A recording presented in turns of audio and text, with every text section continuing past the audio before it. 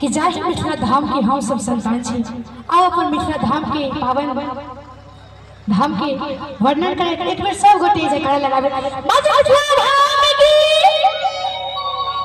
बहुत सुंदर।